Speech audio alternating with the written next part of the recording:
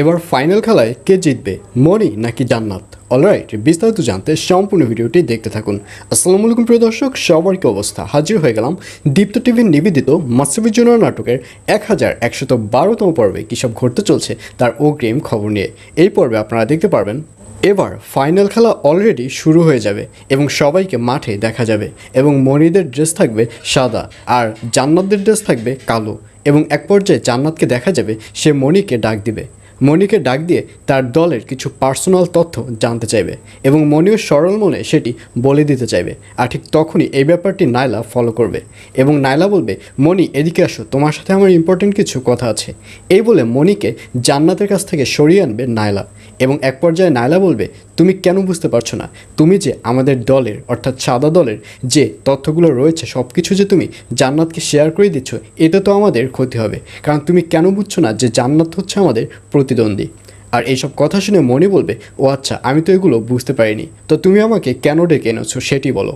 তখন নাইলা বলবে, আসলে এইমাত্র আমাদের টস হয়েছে আর সেই টসে আমরা বোলিংয়ে এসেছি, আর আমরা যেহেতু বোলিংয়ে নামবো, তোমাকেই ফার্স্ট বোলিং হিসেবে কাজ করতে হবে।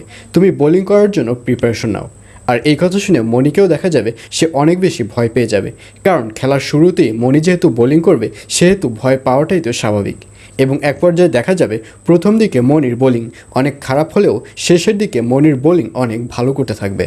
আর অন্যদিকে সিতারা খালা এবার নতুন একটি প্ল্যান তৈরি করতে যাচ্ছে। সেবার প্ল্যান করবে আয়ান, দিলারা, মনি সবাই যখন রুনাকে নিয়ে ব্যস্ত হয়ে পড়বে, ঠিক তখনই আয়ানদের যে বাড়িটি রয়েছে সেটি এবার সিতারা খালা তার ছেলেকে দিয়ে বিক্রি করিয়ে দেবে। আর এর জন্যই সিতারা খালাকে দেখা যাবে সে চুপি চুপি তার ছেলের সাথে কানেক্ট রাখবে মোবাইলে এবং তার ছেলেকে সবসময় সজাগ থাকতে বলবে যে যখনই বলবে তখনই যেন তার ছেলে বাড়িতে চলে আসে।